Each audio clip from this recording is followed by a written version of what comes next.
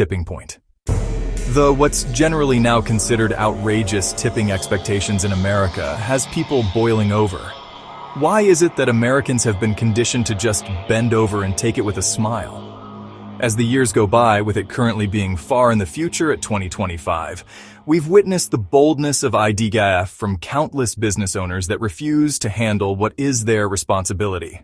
For example, paying your own damn employees. At the very same time, as much as the professional 0.0% ownership customers pays into this shady genius system, then goes home to complain while nothing gets changed because once again, you just supported the greed machine.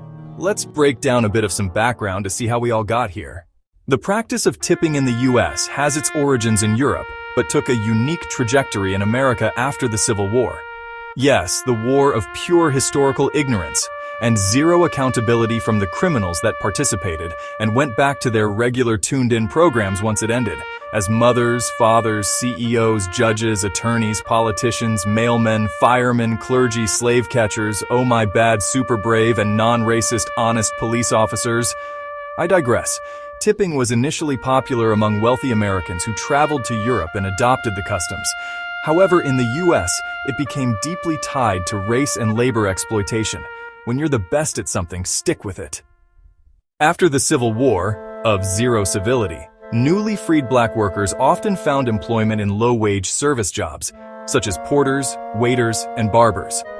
Because black people are lazy, right, working their whole lives to make white lives more simpler?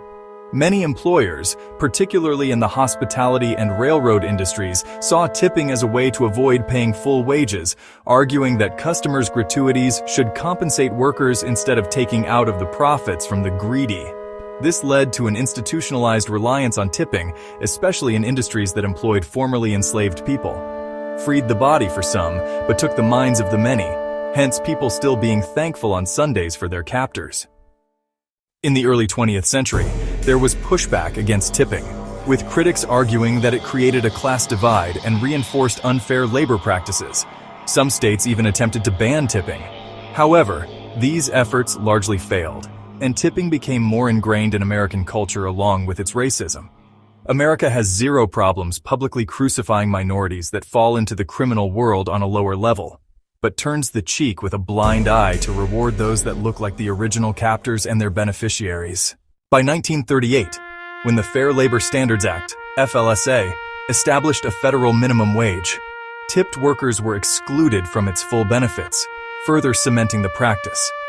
What's crazy is how the criminals of humanity never seem to realize how their deeds eventually affect their very own people.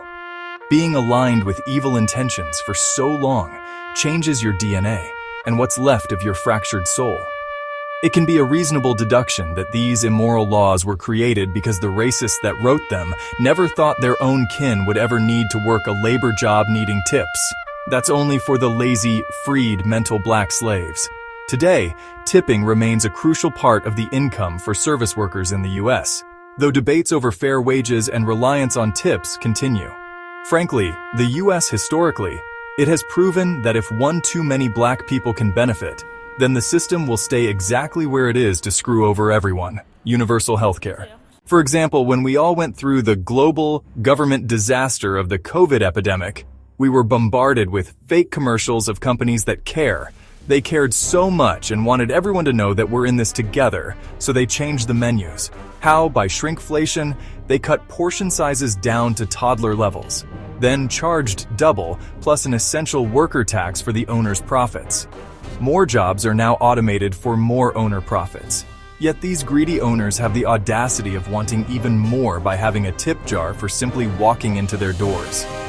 Many establishments have not changed that model and reaping the benefits of the new normal. So many companies have made record profits exploiting their loyal yet gullible customers during a time when many hardworking people lost everything. But we the people are resilient, steadily rewarding scrupulous businesses and complaining at the bar stool or couch. Why should anyone act shocked? Americans re-elected a criminal to represent their true hearts. Takes lead by example to a whole other level. The moral of the article is that many of us have been guided to live this way, but continuing has been a choice.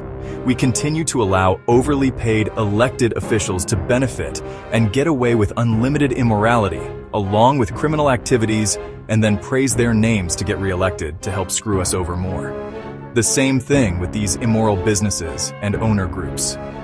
Why are we allowing less than 1% of society to control how well we live?